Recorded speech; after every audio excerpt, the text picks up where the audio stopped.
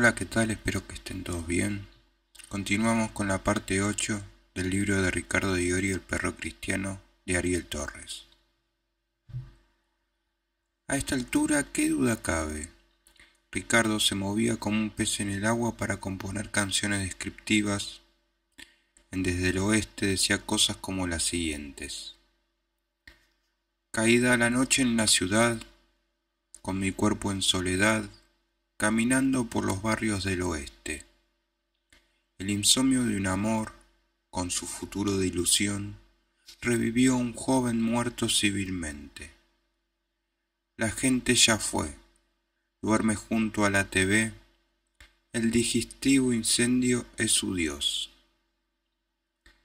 El periodista Flan Blumetti quedó prendado cuando escuchó esa canción por primera vez, y en diciembre de 1989 escribió en el número 3 de Madhouse. Es notable el hecho de que no se puede encontrar un hit, quiero decir, un tema que sea lo más representativo, ya que casi todos mantienen un nivel parejo. Tal vez lo más cercano a esto sea Desde el Oeste, una de las mejores canciones que me ha tocado escuchar en varios años, con una letra que refleja ciertas impresiones en la forma más certera que haya visto por estos pagos.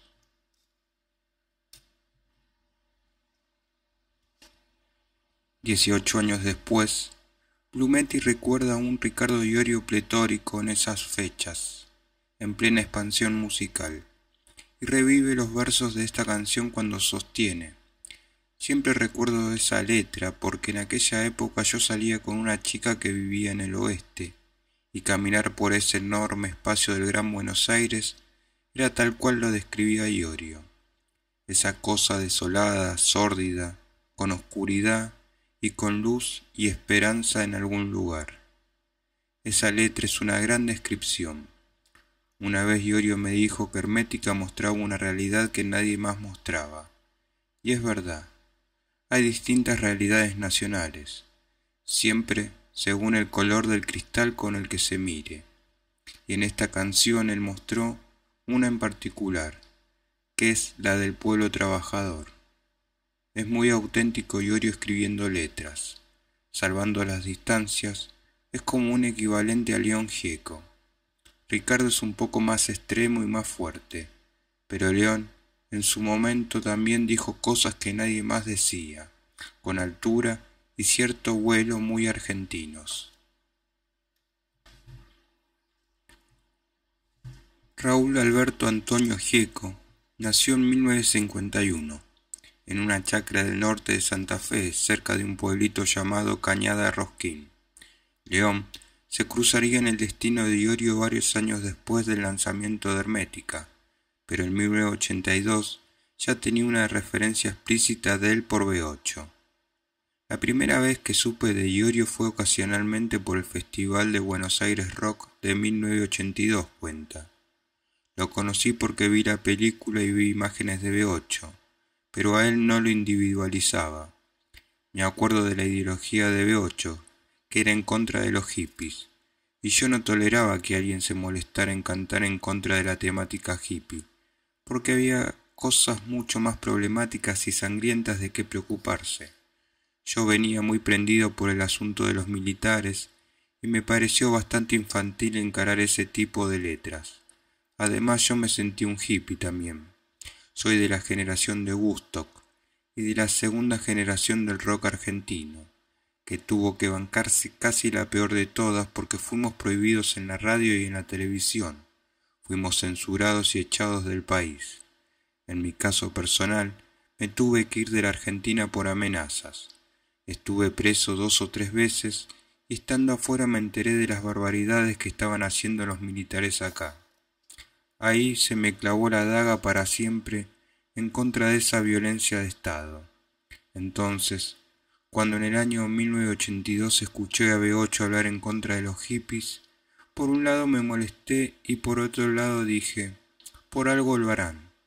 Ahí interpreté lo de B8, como la llegada de una nueva generación de música en los 80, formado por músicos tan reconocidos como Joan Manuel Serrat, Silvio Rodríguez, Pablo Milanés, Violeta Parra, Chico Huarque, Víctor Jara, Alfredo Citarrosa y Atahualpa Yupanqui. Además del rock nacional contestatario, Gieco hoy le da un reconocimiento y finalmente reivindica la propuesta de B8, pues en canciones como Destrucción y Momento de Luchar, B8 ofreció secas respuestas a los momentos que vivieron sus integrantes durante la década del 80. B8 era un grupo muy interesante, admite hoy, y Hermética comenzó a llamarme la atención porque tenía un público que lo seguía muy religiosamente, como si se tratara de un grupo de culto. Me pareció bárbaro también cuando lo escuché. Yo pienso que Iorio compuso letras muy importantes en toda su carrera. Son como únicas.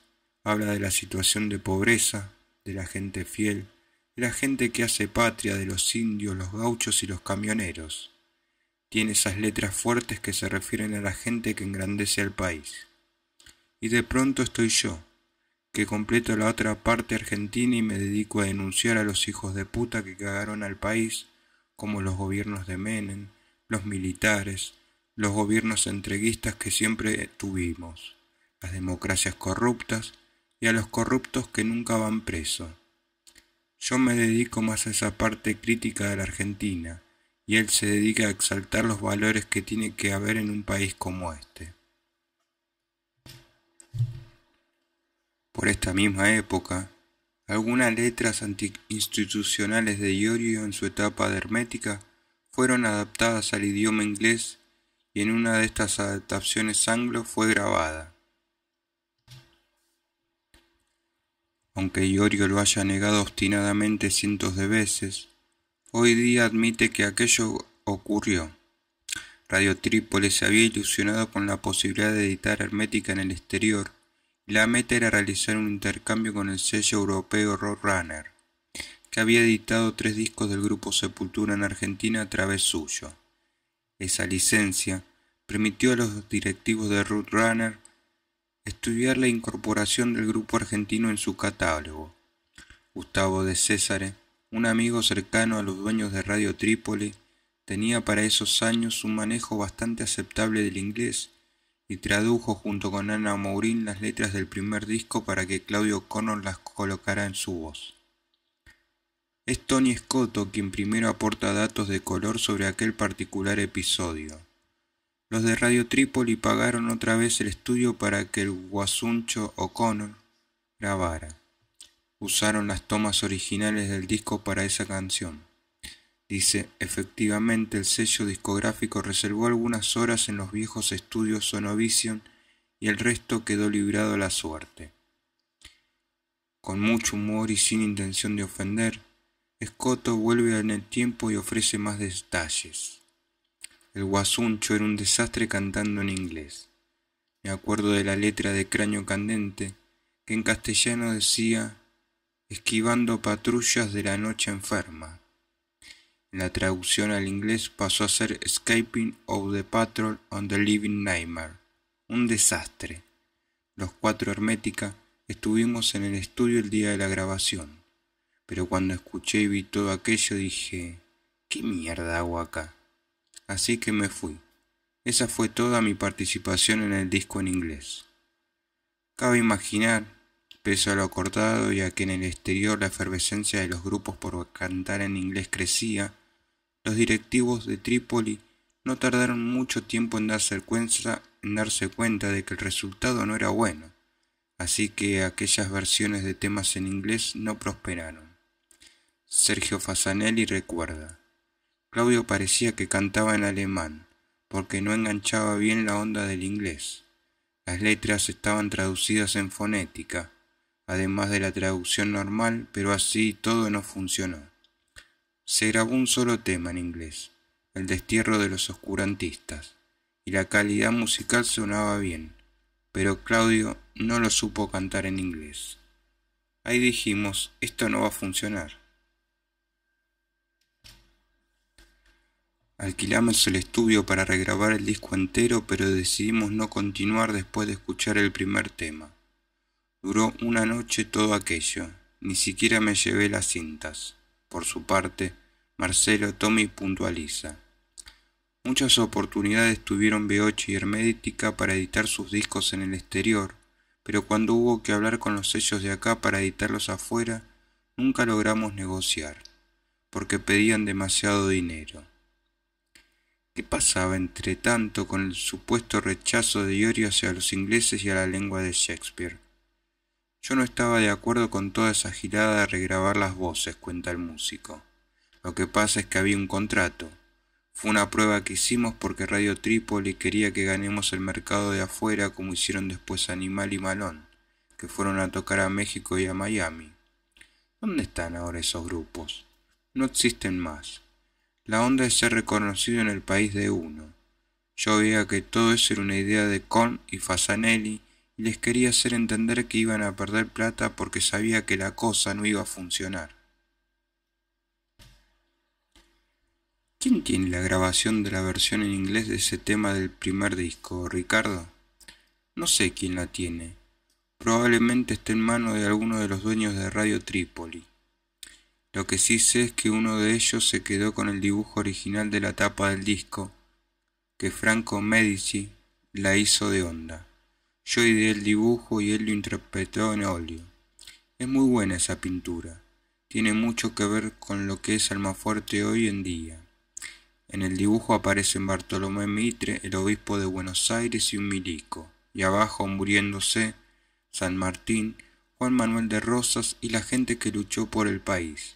O sea, algo así como matemos a los indios para poder traer extranjeros. Menos de 4 semanas después de que Hermética estuvo en la calle, a Iorio y al resto de los músicos les llegó la primera oportunidad de telonear a un grupo internacional. Ocurrió cuando una banda californiana integrada por Papo y 3 músicos extranjeros llamada The Widowmaker llegó a la Argentina para cerrar el año 89. Juan Pedro Zambón, que fue uno de los promotores de aquellos conciertos, eligió Hermética para que se presentara junto a Papo 4 veces en Satisfaction, un local de Capital, entre el 22 y el 30 de diciembre, y también en Mar del Plata, en el complejo Superdomo.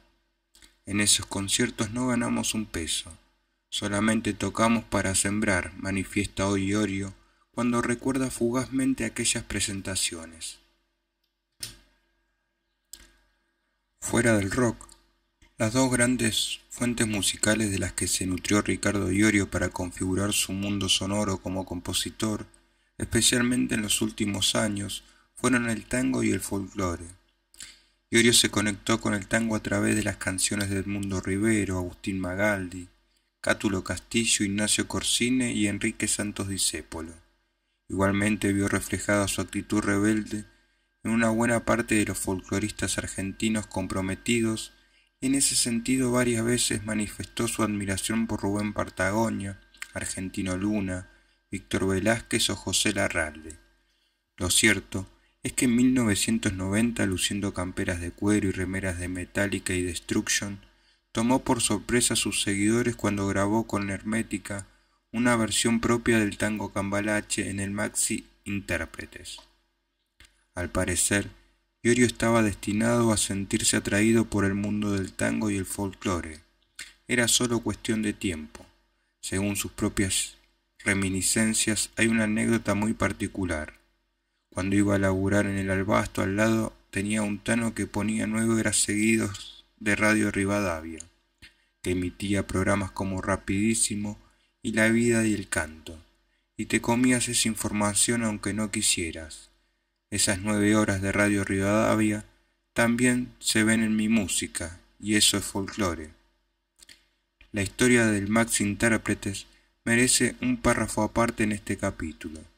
Entonados por la buena recepción en los recitales en vivo, y merced a algunas horas que quedaron sueltas de la grabación del primer disco, en octubre de 1990, los propietarios de Radio Trípoli le propusieron al grupo grabar un EP de covers en los estudios Aguilar. Sin pensarlo ni ensayarlo demasiado, se eligieron ser versiones de artistas que representaban a los 4 músicos, versiones disímiles entre sí, pero que, según la opinión de Iorio, guardaban conexión. En dos entrevistas que concedió en la época, Iorio explicó: lo que une a estos temas es el mensaje de las letras. En ellas se observan las mismas cosas desde diferentes puntos de vista. Sus autores han sido personalidades que no estuvieron dando la cara continuamente en los medios masivos de comunicación, brindando un escapismo, sino que fueron under en sus respectivos momentos y, posteriormente, llevados al pedestal. Metal, número 153, noviembre de 1990. Cambalache se relaciona más con el sonido de Hermética que Madre Mía de Corsini, por ejemplo, o cualquier otra cosa del mismo Discépolo, que es un autor de la misma generación de Almafuerte, de la misma índole pagana. Es un homenaje a un tipo que aún mucho antes de que yo naciera estaba en contra de lo establecido. Los temas de B8, ideando en la fuga y destrucción, los grabamos básicamente porque soy el creador de esos temas y sé que hoy en día pueden sonar mucho mejor. Madhouse, número 10, enero de 1991.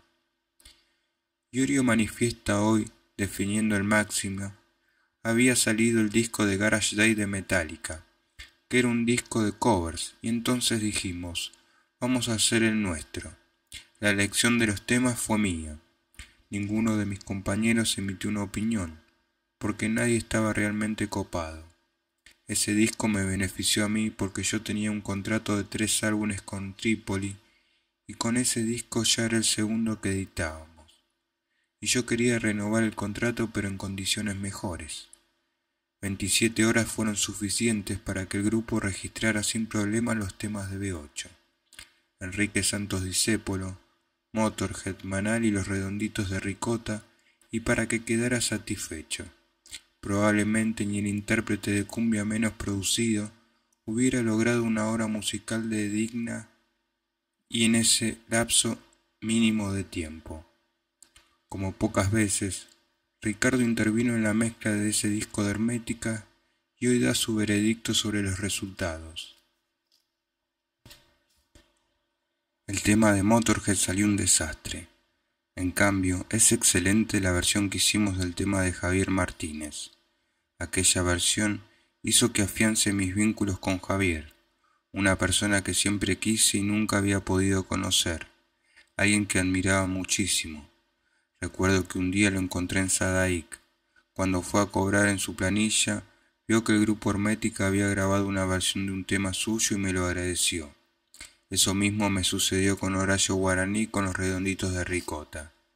Precisamente, otra de las sorpresas que encierra el disco está en Vencedores Vencidos, una versión de la canción de Patricio Rey y sus Redonditos de Ricota, motivada por el respeto que Ricardo siempre guardó por la banda. Iorio aprendió y asimiló consejos del grupo platense desde el momento en que comenzó a frecuentar a Sky Bellison y a Carmen Castro, más conocida como Poli, con quienes mantiene una relación estrecha. Desde el día que los conocí, nuestra relación es así, explica Iorio. Siempre que estoy en Capital los voy a visitar. Me encanta que Sky cante sus canciones para mí. Es un gran amigo, un campeón. Tengo que decir que conozco personas encantadoras como él y la negra Poli, que es una dupla maravillosa para mí. Cada vez que los encuentro, cada vez que algún amigo en común va a visitarlos, nunca falta un saludo o un simple deseo de que mi familia y yo estemos bien. Creo que fui premiado con la suerte de poder compartir cosas con ellos, más allá de lo que tiene que ver con la música, dice Iorio emocionado. Los tres se conocieron en la redacción de la revista El Porteño, en ocasión de una entrevista para Cerdos y Peces a comienzos de la década del 80. A Sky y especialmente a Poli les cayó simpático el estilo de Iorio, su personalidad y su look. Era muy bello, describe la manager histórica de Los Redondos. También me pareció muy respetuoso y sensible. Aquella vez yo tuve que hablar en el reportaje porque ninguno de Los Redondos quiso, porque el grupo todavía no tenía una formación estable. Participaban muchos músicos, también actores, cómicos, y no había de qué hablar. Entonces fui con Sky, pero como él tampoco quiso saber nada con el reportaje, nos hicieron la nota a Ricardo y a mí. Recuerdo que pasamos la tarde juntos y después nos sacamos unas fotos alucinantes en un camión enorme, muy antiguo, estacionado en la calle. Justamente, yo quise que nos sacaran las fotos en ese camión porque era un V8. Iorio fue encantador conmigo. Me contó muchísimas cosas que tenía un puesto en el abasto con su padre y que cargaba cajones. Me habló de la relación con su familia. Nos contamos todos en esa tarde y nos hicimos grandes amigos. Desde aquel día en la redacción del Porteño, Ricardo, Poli y Sky tuvieron una muy buena onda que luego se convirtió en una amistad intensa. Hoy, voces de ambos lados confirman que Ricardo ha ido a recitales ricoteros y que algunos redondos han ido a recitales de V8, de Hermética y posteriormente a conciertos de Almafuerte. Volviendo al Maxi Intérpretes, es interesante hablar de otra anécdota relacionada con él. La foto principal para la portada del disco fue tomada en unos terrenos del ferrocarril San Martín, ubicada a pocas cuadras de la estación Santos Lugares, frente a un viejo galpón ferroviario que alguna vez ocupó la empresa alimenticia Sacetru. Ese tipo de empresas no dieron nada por nuestra nación, dejaron un tendal de desocupados en Argentina. Cuando éramos chicos, nosotros vivimos la situación social de que todos trabajaban en las fábricas y después vimos también la decadencia de la industrialización de la nación con las fábricas cerradas. Creo que todo eso hace parte del condicionamiento que uno recibe del entorno. Yo no hablo de todo eso porque lo estudié, sino porque lo viví. En mi casa fueron muy bravas las discusiones por no tener dinero porque cerró una fábrica, opina Ricardo, con su resonancia tana, hablando sobre temas que sirvieron de inspiración a su pluma. Sin embargo, el bajista afloja un poco trayendo a su memoria algunos recuerdos divertidos de aquella sesión fotográfica frente al galpón número 2, cuando él tenía 28 años. Ese galpón está ubicado a unas pocas cuadras de la intersección de las calles Sudamérica y Wenceslao de Tata, donde se formó V8. La anécdota que recuerdo del día que hicimos esa sesión es que cayó un amigo de Daniel Britos, un pibe llamado Rubén, a que yo lo conocía de chico, ofreciéndome ácido. Rubén murió, me decía Miliki. Tomamos el ácido como a las 12 del mediodía y nos subimos a un Chevrolet que yo tenía.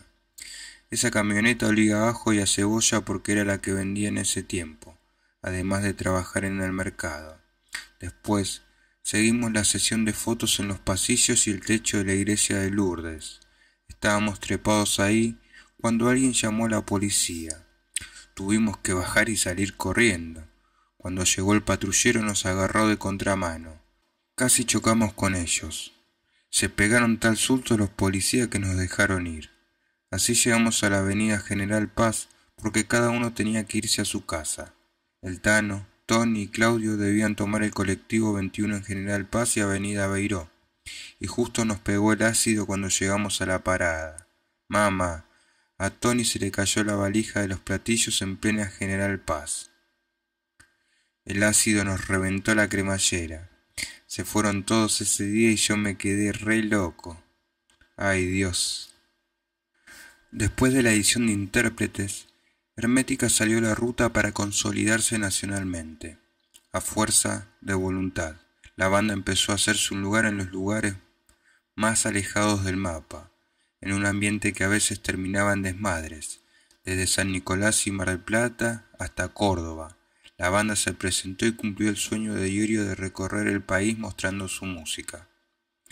A pesar de las magras ganancias que muchas veces arrojaban estas giras, también solían relucir los instintos graciosos de los músicos que no perdían el buen humor y no dejaban de hacer bromas infantiles como, por ejemplo, colocarle carteles a alguien que dormía. No te podías quedar dormido porque cuando te despertabas te encontrabas con alguna sorpresa, dirá un ex integrante del grupo. Para la primera presentación que Hermética realizó en Mendoza, los músicos y Marcelo Tommy debieron permanecer casi 24 horas arriba de un tren. Tony Scotto evoca hoy ese viaje con tono de auténtica gesta heroica. A Mendoza llegamos en tren, pero caminando. Íbamos de acá para allá arriba de ese tren. Estábamos descontrolados, pero cada cual se hacía cargo de su descontrol. Tommy a veces se quería matar porque nos zarpábamos bastante, confiesa. El concierto en Mendoza fue montado al aire libre en el anfiteatro Gabriela Mistral. Los testimonios coinciden en que gran parte del público pudo ver ese concierto sin pagar la entrada. El lugar estaba rodeado por un alambrado y los pibes se subieron ahí para ver el concierto. Nosotros recién arrancamos, pero igual fueron muchos chicos a saludarnos y nos trataron re bien por el hecho de haber ido a tocar allá. Además, en esa época ya se corría la bola por Hermética, más que nada porque Ricardo venía de B8. Ese fue un puntapié muy importante. Arrancar con un ex B8 fue una ventaja que Hermética tuvo con respecto a otras bandas, dirá Antonio Romano en una entrevista. Consciente de la firmeza de su apoyo, Ricardo nunca ha menospreciado la admiración que tuvo y tiene el público de sus bandas. Por el contrario, valora en su justa medida el reconocimiento y el respaldo incondicional que sus seguidores le han brindado en los momentos menos alegres o exitosos de su trayectoria. Por eso siempre tuvo con ellos deferencias y detalles. Iorio no ahorra en saludos ni guiños y firma autógrafos casi siempre que se lo piden. Se deja tomar fotos y en la actualidad recibe algunos seguidores en los backstage de sus conciertos. Igual, sostiene, no se la cree. Nunca me molestó que me pidieran una firma o una foto. Esto es lo que yo elegí. Me gusta que vayan pibes de 15 o 16 años después de dar un concierto a decirme, Iorio, sos grande, para poder decirle, no, pibe, ¿de qué estás hablando? Estás equivocado, yo soy un salame. Mira el coche que tengo. ¿No te das cuenta de que no tengo guita ni para los pantalones? Me gusta bajarle las barreras a los pibes o, como se dice en el mundo del tango, bajarles el copete. De esa manera siento que estoy dándole esperanzas de que pueden ser personas mejores que yo. No me gusta creérmela. Prefiero los choques con la realidad que trato de reflejar. Se llegó a crear tal compenetración entre el músico y su público que Ricardo mismo una vez vio cómo, en la puerta de su propia casa, uno de sus admiradores rompía la bolsa de basura en busca de algún escrito suyo. Hubo otros que dormían en la puerta de mi casa o me llamaban para preguntarme cómo estaba vestido. No solo eso, sino que a veces subíamos un avión y ahí estaba un chabón vestido igual que yo, con el mismo corte de pelo, una especie de doble. A ese tipo ahora lo tenemos de fletero, Jorgito lo llamamos. El propio Iorio declaró enfáticamente más de una vez que suele darle trabajo a las personas que le proponen ideas. Me interesa la gente que tiene proyectos, dirá, no el que vive girando en torno a las drogas y nada más. Con Hermética, el 3 de noviembre de 1990, Iorio dio un concierto importante en el Festival Metal en Acción en el gimnasio de Vélez Sarsfield. En la ocasión compartió el escenario con la plana mayor del rock pesado local, incluyendo a Riff, que acababa de reunirse con su formación clásica, algo que sería casi una costumbre en la historia de la agrupación hasta la muerte de Papo. No era común ver a Hermética tocando en festivales, y según calificó después la revista Metal, organizadora del evento, Iorio y sus huestes animaron el set que alcanzó la respuesta masiva más ruidosa, y se retiraron de Vélez cubiertos de gloria. Número 155, diciembre de 1990.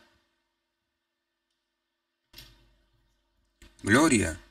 Para Tony Scotto no hubo realmente gloria esa vez. Hubo, sí, otras cosas más divertidas que recuerda bien.